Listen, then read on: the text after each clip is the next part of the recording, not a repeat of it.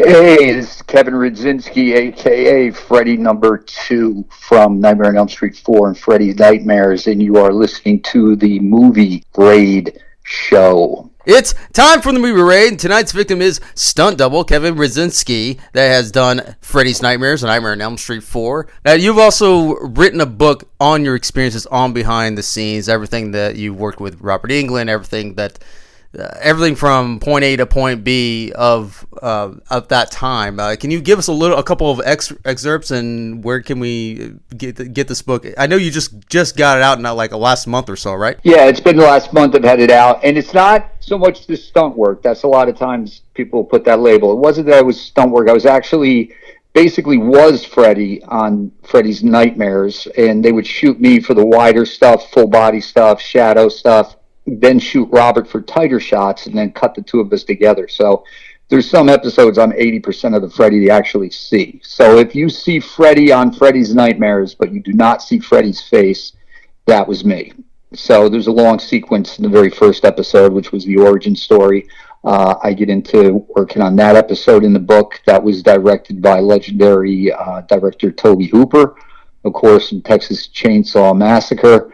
And you know, it's in the book, but one of the oddities with this whole experience for me is that when I came to the work, I had not seen any of the Nightmare films.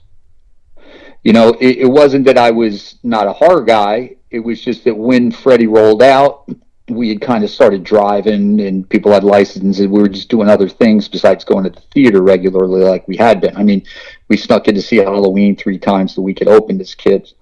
It was just that it wasn't something I'd seen, so people ask me, you know, what was it like working with the director of Texas Chainsaw Massacre, and I tell them I don't know, because I hadn't seen that film yet either. So Toby was great to work with. It was a lot of fun. But I didn't have that same frame of reference, you know, with these particular projects, Nightmare on Elm Street stuff and the Texas Chainsaw. And it really worked in my favor, because then I didn't have this sort of intimidated, nervous fanboy piece. There were days where Robert sat with me and we passed the glove back and forth, and he was showing me some of the nuances as to how to move with this thing, what to do, what not to do. And again, if I had been a big fan, I'm sure that there would have been, you know, a bit of a nervousness or an apprehension or a preconceived notion. With this, Robert told me, this is what you do. That's all I knew. That's what I did. And then they were able to cut in the 2 bits of footage, his stuff, my stuff, working within the guardrails he provided. And I say that it's kind of like when you have 2 bartenders that make a margarita and it tastes the same no matter who makes it. That was sort of the goal. And we hit that with Freddy's Nightmares. And that at that time, that was when like this was kind of taken off as far as Freddy goes, and as far as the series go.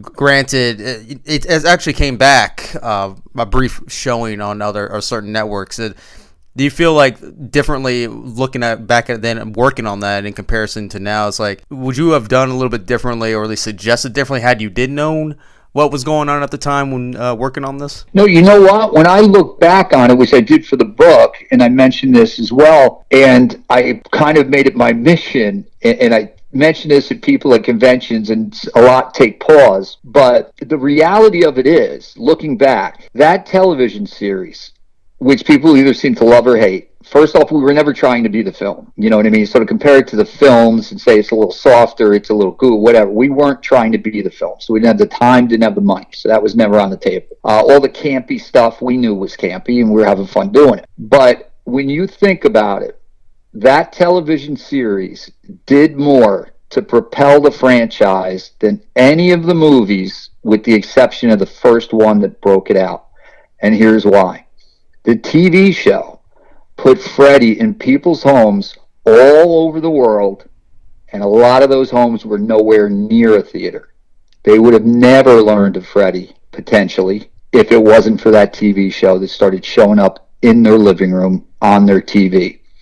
So now you're in places that had never heard of Freddy and stood a good chance of never hearing about Freddy. And now you're in the home. It's also the advent of the VCR. A home VCR was just becoming a thing. So now you can record those shows, watch them as long as you want, watch them whenever you want, and it's all new, because prior to that you couldn't really do anything like that. So people are looking for ways to use these VCRs. Now you add the parents. The parents are watching the kids, and they're all in the room, and they're watching the TV, they're screaming, yelling, laughing, Freddy, Freddy, Freddy. They're driving their kids to school. Oh, did you see last night, Freddy, Freddy, Freddy? Now that same parent goes to the store, holiday shopping, sees all the Freddy toys everywhere, and goes, oh, this is that guy they keep talking about. A bunch of them go in the cart. Freddy starts popping up under Christmas trees. So whether it was intentional or not, the way it raised the awareness of Freddy just even existing was like a rocket ship, because it spread it all over the world, and it spread it to corners of the world that may have never even seen Freddy because they were nowhere near a theater. So a lot of people are quick to kind of dismiss the series, or, had say, and that's fine. I had a lot of fun doing it. I'm glad I did it.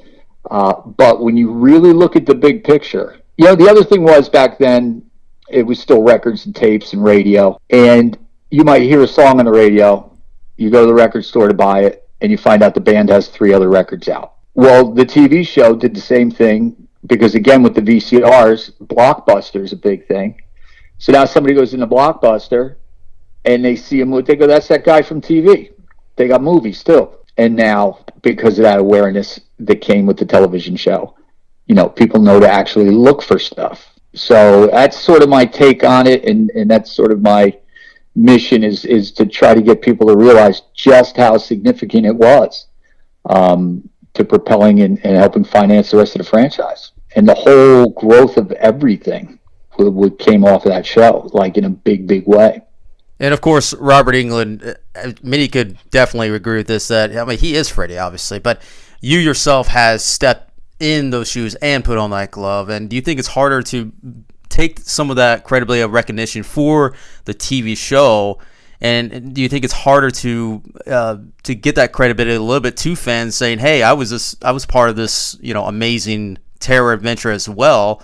Granted that you had other talent. Do you think it's harder to tell your story and people believe you that you were a part of something that became something as cult classic in cinema today? It is a bit more of a push than I thought, and here's what it boils down to. It was the kind of job that if you knew it was me, I was doing it wrong. Like, you weren't supposed to know it was me. You were supposed to think it was Robert. So it's not the kind of job that people knew even existed. So it's one thing to go, like you're going to be speaking with Mick, or you spoke with Mick, and I was production designer. Oh, okay, there is a production designer on movies, and he was the one on that one. Like, for me to say, because it was more than just a body double or even stunt stuff. It was something they had tried it on 2. They tried to use a different actor, it didn't work out, which is kind of why they definitely went with somebody, when it came time to do it again, they looked at them a little more closely. The way I started doing it on Nightmare 4. What happened was, I did like 3 weeks on Heathers. I did 2 nights on The Blob. There's stories in the book about those 2 experiences. And then I got a call from the same casting agent that was like, hey, we need you tomorrow day on this Nightmare on Elm Street 4, and can you show? Yeah, sure. Go down, do the day. I don't even remember what the scene was. Probably something outside of high school. And then that night I get a call, and they said, somebody saw you today, and they want to take a closer look tomorrow as a possibility as a photo double for Robert and stand in for the entire film. Are you available for the time? I said, yeah. As luck would have it, at the time, all I wore were Chuck Taylors. And with me in the Chuck Taylors, which is very flat, and Robert in the boot, which had a bit of a stacked heel to it, we were both the same shoulder height, same shoulder width, and then the same, what they referred to as hat height, which is from the tip of the hat to the ground. So somebody had noticed that the build was similar. I was standing away that kind of reminded them.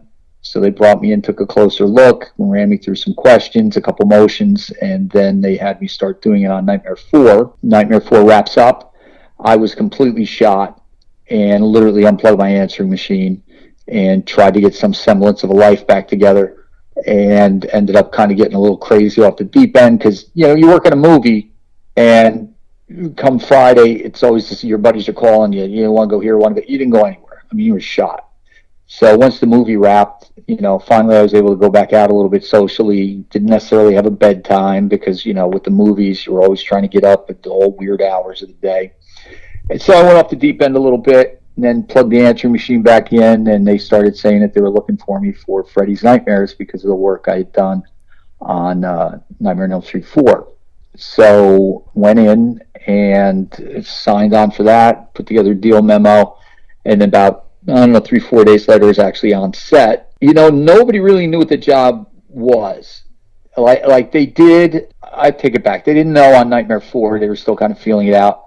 On Freddy's, they knew what it was, but there was no way to describe really how to do it, you know, act like Freddy. It's a very general sort of, and depending on what it is about the character you gravitate to, that probably means something different for everybody, which is how, like I said, it helped me because I didn't really have that working knowledge of the character. But getting back to the question, it is a bit of a push because the other thing is now you have AI and you have Photoshop, you know, so I've got some fantastic pictures that you would just never, and the other is they're pictures from 40 years ago. So your people who've been with the franchise, following the franchise as fans for 30 plus years, and now all of a sudden some guy comes along and goes, oh, I have, like, you know, a whole bunch of new pictures that you've never seen before, even though you're a rabid fan that's seen everything, and here they are. And some of them are pretty crazy. I mean, I've got the shot with Robert with the sunglasses, we're just hanging out, you know, and I've had people who said, oh, this is Photoshop. For whatever reason, someone seems to take offense to the fact that I call myself Freddy number 2. And there'll be a thread somewhere, a comment, and who's this guy to call himself Freddy? You know, who he's blah, blah, blah. And I didn't give myself the label. When I gave Robert my crew jacket from Freddy's Nightmares to sign, on the inside, the way he signed it was thanks to, and then in quotes, Freddy number 2. So it's Freddy number 1 that started calling me Freddy number 2, folks. I didn't make it up. Working as far as a Nightmare on Elm Street 4, like, was it more of a how much of a risk you took to gain opportunity than just, you know, risking failure in the assignment for you during that time? What did you feel was more of an opportunity than risk at the time? When it comes to nightmare film, any opportunity is saddled with risk. It's swimming in risk because so many things that went on were risky. But kind of what I would say, the story that points to that, early on in the production, my first night on set was at the junkyard, one of the junkyard nights. And I mean, we didn't even show up to work until it was after dark. And then we were going to work straight through the night. Now, I hadn't worked through the night like that on a movie yet. So when they go, oh, we're going to work all night, I'm thinking, oh, okay, we're going to work all night. I didn't know they meant literally until sunup. Like, they need to squeeze every ounce of darkness out of this stretch. And we were going to be out there until sunup. So I was freezing. It was so cold. It was crazy. And the way the set was laid out was literally life size of these cars that Mick had cabled them together, one on top of the other. You would hear the wind blow, and you'd hear windshields and headlights cracking and popping as this thing was erected and stood there, and you had to walk through it like a maze to get to other parts of the set. And the set was sprawling in the way that there were trailers just like it was almost like somebody took a handful of trailers and just dropped them on top of a junkyard, and they just went everywhere. Typically, you'll have all the trailers in one area. There might be in a parking lot somewhere, but you go and there's the makeup trailer, and there's the wardrobe, and there's the bathrooms, there's the food.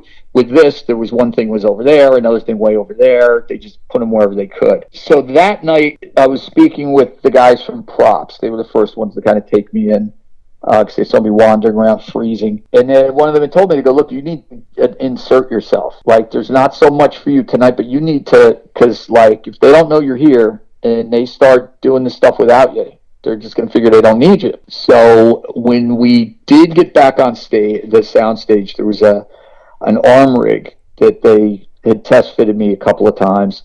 And this thing had the puppet heads that come out of the forearm, and it's footage that is cut in during the church scene when the souls are coming out of Freddy. So what I've got my arm shoved in is basically a sleeve from the sweater, and a bit of the chest of it to cover my shoulder. And then, of course, the glove. And there are two long tubes, like vacuum tubes, that go down my arm, and then the heads will pop out of these things and out through rips in the sweater or what have you. And then they cut seconds of it in during that fight. But the way to get it took about probably 2 hours or more. And I was positioned in such a way to keep my, of course, body and head and face out of frame. They were shooting close up on this hand and forearm with the glove. What they do is they have me in the thing, and I knew I had to get in it. I knew I had to work. I had to show some work and some proof and that I could do something I was needed. So I made sure I got on that. I was locked into that shot, and the way I tell people, sort of the analogy is, if you were passing the potatoes at Thanksgiving dinner and you got halfway over the table and then you had to stop and just hold that position for 2 hours. Because on my arm, I started to lose feeling in my fingers. And the video that William Force shot, which is documentary, I believe, Never Sleep Again, he's got footage of when we were doing that shot, and you could see in between takes, he's literally holding my hand up, because I didn't even have the power to hold my hand up at that point. And I lost feeling, and then my arms started to give me problems, and my fingers are freezing cold, even though we're in the middle of a heat wave, and every other inch of me is sweating. It was one where I knew I had to get in there and prove, that I was needed. This seemed like the opportunity to do it. It turned out to be far more, I bit off way more than I could chew, but I did get through it, and it did lock me in then as the glove guy. And if it wasn't so much because of my skill set yet, it was just that I showed that I was willing to go, suck it up, deal with some pain, and help everybody get the shot. Was there ever any kind of pressure, not just doing what you had to do, but as far as the crew or even the director himself? And what percentage did you put yourself into this film as opposed to what anyone else did at the time? I didn't get so much from the direct on that hand shot that I was talking about. It was I think we were by the third unit, and the director on that it was one of those situations that I'd find myself in every now and then, where people seem to forget the human element. This guy wanted a hand to work a certain way and would just grab it and kind of move it. And, I'm thinking to myself, I'm in it, like there's a hand, there's a hand in there. So that there was a bit of pushing, but what happened is that other people kind of picked up on it. So then they were sort of smoothing the rough edges. Like if somebody saw, they might step in and go, well, let's do this, let's do that. This might not be the best way to do that. Meanwhile, in their head, they're thinking it's not the best way to do it because you're going to snap the guy's wrist. So people would step in if it seemed like, sometimes at film, a camera rolls and some people just get rabid. It's like time is money, and every inch of film that goes by, we got to do it, we got to get it, let's go, now, go. And it makes for a tense atmosphere. And there were a few times it was like that. I didn't really get that so much work with Rennie. Rennie seemed pretty lax. He and the director of photography every now and then chop it up a little bit, but usually got past it. It was a more physical version of that type of job than what friends of mine who were doing similar work on other productions were dealing with. Kind of an example of that is there was a guy that roomed with me for a little while, and he would continue to work as an extra on various films and productions as I was working on the Nightmare on Elm Street stuff. So I was locked in, and he was still kind of circulating, because it's like the same probably 40 of us that look high school age that are in all those different movies from that era. I could go through Heathers, The Blob, the Nightmare stuff, Don't Tell Mom the Babysitter's Dead, like just those movies, and point out the same person in the background on almost every one of the movies in a different spot. Like, see the guy getting out of the car? Yeah, well, he's the same guy over here leaning against the locker. Yeah, he's the same guy over here online at the bank. Yeah. You'd float around with these people, all these different, and then if you got a gig, you then would stay with that gig, and those people would keep coming and going. So the guy who was rooming with me was coming and going, doing different jobs. And when he came to the Nightmare set, he was just like, what is going on? He's like, I just came from where we were filming whatever. And he's like, he would talk about the conditions there. And it sounded like, he was at a luxury hotel compared to what we were dealing with. So there was more of a physicality to what I was doing than any other work that I had done on films.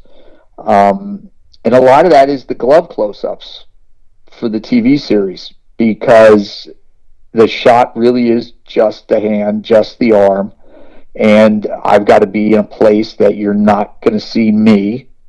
And I'm able to work the glove the way it needs to be done. And there's the one episode with Mariska Hargitay, and the shot is she is leaning over her grandmother, trying to wake her grandmother up. Her grandmother turns into Freddy and then grabs her by the back of the head.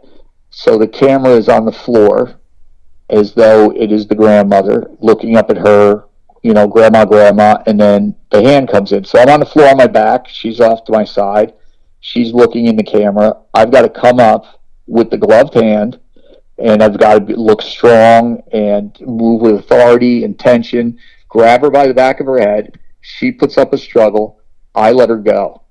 So it's all got to look real, and it's got to be done in a way that nobody gets hurt. So we would really put a lot into the glove inserts because, if you watch that episode, you'll see they cut it a little late, like maybe just a couple frames late. So you see me reach in, I've got her by the back of the head, she's struggling, and when I kind of let her go, if you watch, you'll see that I actually flick the gloved hand in a complete opposite direction and taking the blades and pointing the blades as far away as possible. So it goes from this clench trying to hold her close to literally like dropping and pulling my hand away like it's on fire. And, that's good because that clears her. She's not getting her hair stuck in it. But now I got to wonder, I'm swinging this arm. I got to make sure there isn't a guy to my right that I'm stabbing in the shin. So a lot would go into setting up the glove shots because those were important to Robert because it really was nothing on the screen but the glove. The glove is such a symbol of this character, and that's his way. I mean, that's his piece. And to have it suddenly coming off limp frames on a TV show would have been counterproductive. So he had spoken with me intensively a couple of times on how to go about this and make sure, like I said, I move with authority, move quick, firm. I'm rambling with it, but it was in the same episode with Mariska Hargitay. This kid, I think his name was Zach in the episode, but he's kind of hovering over Mariska on a bed in his sleep lab, and then Freddy grabs him by his left shoulder, and he turns real quick to see it's Freddy. So I have to go in, and I have to display the glove, so it's got to be open so you get to see it, so it looks cool. Grab this kid by the shoulder, he turns his head. Well, obviously, if he turns his head too soon, we're putting an eye out. So again, working with actors, what we came up with was I would clamp down on his shoulder, and when it's safe for him to turn around, I just give him a little squeeze. And if you watch that episode and you look for it, you'll actually see it. And when it comes to the pay-wise, was it based on the reputation between Freddy's Nightmares and then moving on to Nightmare on Elm Street 4? Was the pay a little bit different, or is it basically just you just signed on whenever you heard from the grapevine, so to speak? Nightmare on Elm Street, I kind of took, there was a base pay that they give you a stand-in, and that was that. I had always thought that I was stand-in on Nightmare on Elm Street 4, that it was stand-in work first, and then we might do some Freddy stuff. And if we do, we're going to use Kevin. But then I looked, I ran into Dan at one of these conventions first time in years, and I'd forgotten he's a full 2 inches taller than me. So you wouldn't hire a stand-in 2 inches shorter than the actor they stand in for. And I was taller than the other male talent. So that's when it dawned on me. I'm like, hey, they actually brought me in first for the Freddy stuff, and then figured rather than leave me standing around, have me stand in. It was having the experience on Nightmare 4 that led to them hiring me on Freddy's Nightmares. I wasn't aware of the fact. I had heard through the grapevine that Robert had said, you got to try to find Kevin because, it had gone so horribly when they tried to use someone else on Nightmare 2. And with Nightmare 4 being, the rocket ship it was, he probably looked at those Freddy's Nightmare scripts and knew that there's just no way he's going to be on set as often as he's in script. Who are they going to have to do this stuff? And then being I'd done it on 4. Now, I didn't know any of that. And I also mentioned, I get in the book, I kind of really went off the deep end after we wrapped up Nightmare 4. So I was desperate for work when it popped up. So when I went over there, the only question I had was, where do I sign? Now, the one adjustment they did make, and I was aware of it because I had seen it on Nightmare 4, and I think I might have picked up 2 bumps on Nightmare 4, but they would call it a bump or an insert. And if I did something with the glove as a hand insert, or let's say I did a hand insert and I flipped on a light switch, or I turned the page on a yearbook, or I put the keys in an ignition, that would get me an extra $20. So, I would always try to stack those things. And every now and then, I could tell they're trying to trim a little bit, so they just have one of the PAs kind of do it real quick, do something quick. And every now and then I'd come in with like 3 of them at the end of the day, and the guy in production will go, the one only took a couple minutes. You really got to charge it for that? I go, look, you guys set the deal, and not for nothing. Yeah, this one took 5 minutes. The next one could take 2 hours. So that gave me a little bit of a bump. I did get my first speaking role was on Freddy's Nightmares, so that was a whole day at Union Scale, which at the time was 400. I did a stunt in the Springwood. What is it? Escape from Springwood, I think is the episode where I was a Springwood chopper. Until the stunt guy heard that I did it, and then he raised a stink. There's stories about that in the book. And that was another bump for the 400 for the day.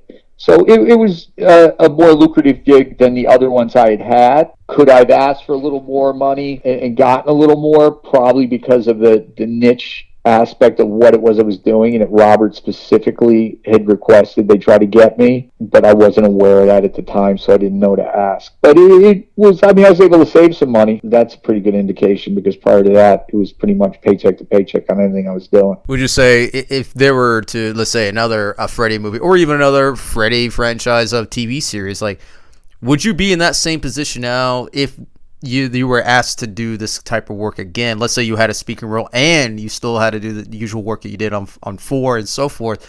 Would you be in that position, say, well, as far as negotiation on the pay and whatnot? I would think so. I'll be honest with you. This is something I've just started to entertain, because now that I'm online more with this and I'm pushing the book and stuff, it's one of those debates that I see pop up, every few months or whatever. Who could play for now? There's somebody said Chuck Russell, it said Jim Carrey play Freddy, and then there's a whole debate and all the comments, and nobody could do it. Nobody could do it like Robert did. No, and every now and then I just got to jump in and put in a video clip of a long sequence of me moving around as Freddy, and I'm like, look, I already did the job, and nobody knew it was me. So people are asking, can somebody even do it? I'm like, I already did it. Like, I did it. And nobody knew it was me. I'm trying to convince people now, almost 40 years later, I was there at all, because it worked so well. So the idea of me doing the body sort of, footage in the running, everything, and then shooting Robert a little tighter maybe,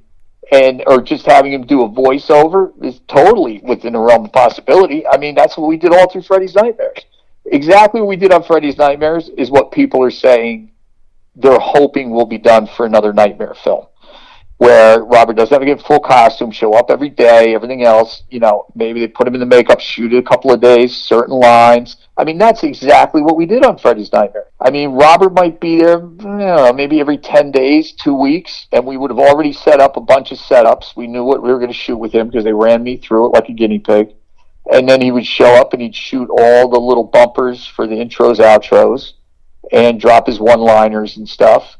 Maybe had a little interaction with one of the cast members in a particular episode. They'd get all that in one day for across like 3 episodes. And then all the other stuff, I would shoot. Shadow work, he's walking, you're behind him, you see him on the side, these close-ups with the glove. So we actually did what people are suggesting they do to create a new Nightmare movie. And yeah, I would definitely be in a position to do a bit more negotiation at this point. The other thing is kind of ironic is I just had some, life events, a couple people pass unexpectedly, that kind of thing over the course of the last 3-4 years. And I just got on it and whipped myself in. I'm actually in the same shape I was when we did this stuff, in my 20s.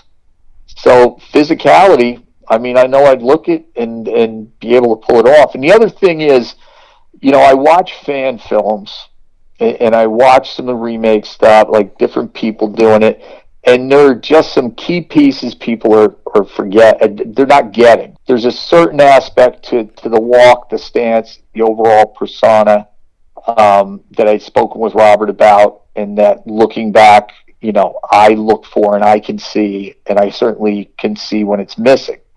And there's some pieces that people are just not getting. They go right to the sort of more sinister, like right away.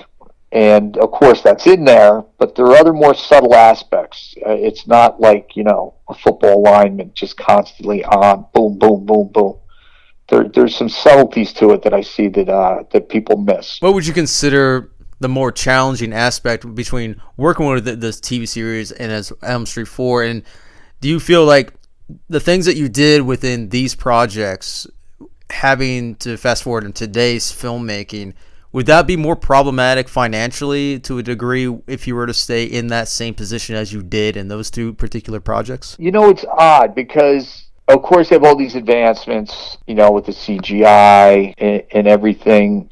But I don't know that there's a time saving. You know what I mean? I don't know if rather than spending the time on set shooting it as a practical, they're just instead spending the time in an office creating it on a computer. I know the physicality of it now, I would think would be a little bit less, just because we were working with such a low budget, and everybody just kind of sucked it up and you did what you had to do. What can be achieved now? I mean, it's hard to even say. It seems the sky's the limit with a lot of this stuff. But it's also kind of like how you have some people that listen to, digital music, and then some people insist on listening to a vinyl record. I mean, there's just a different feel. I know we did some things on Nightmare that just probably by law you couldn't do now.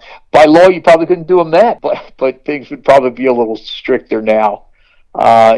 People were getting hurt on that movie. A lot of that is that low budget. And, people are looking to make their mark and make it the best that they can, and they're doing the best they can with what they have. I mean, Rennie went from there to the Die Hard and, on to do all these great things. But at the time, he was scraping and showing up. He had 2 pairs of pants and the suspenders. And, he tells you himself that he was barely, getting by, and saw this as his shot, and he took it, and it worked. It would be a very different atmosphere now. I'm curious to see exactly what takes place. But I've got a couple of things I'm working on with some people. So I'm in New Jersey, and Netflix has just moved here. They bought 300 acres. They're spending $800 million. The governor here put in tax incentives until 2039. Lionsgate has built in Newark to the tune of $125 million. And then there is a big outfit on the water in the Bayonne, 1888 Studios. They're spending $1 billion. And Steven Spielberg filmed literally walking distance from my house during the spring. He was there for 4 weeks. So I do plan on getting back involved in some things. And we'll see. You might ask me that question a year from now, and I have a different answer. Before we get out of here, go ahead and plug in any websites or anything that we can check out where we can get this book, or if you're going to any kind of events or anything like that. The book you get at www.freddy-2.com. Again, freddy-2.com. I'm on Facebook as Freddy Do, which is Freddy, then Deux, all one word. Not sure if this date will have passed already, but on Halloween, I will be in Easton, PA at Nicolosi's Horror Pizza from 3 o'clock until closing. They've got specials they're running. I'm going to be doing a free selfie with people if they pick up a pizza. But the whole place is horror themed, so it looks really cool. It's close to home. And then December 6th in Edison, New Jersey, I will be doing the New Jersey HorrorCon pop-up holiday mart. So there's a couple of people who are going to be there for that appearing. So again, that's www.freddy-2.com for the book. Freddy Do, Deux on Facebook. Freddy Do on Instagram as well. And then Nicolosi's Pizzeria on Halloween. And Edison Convention Expo Center on December 6th. And there you have it, everybody. That is Kevin Redzinski.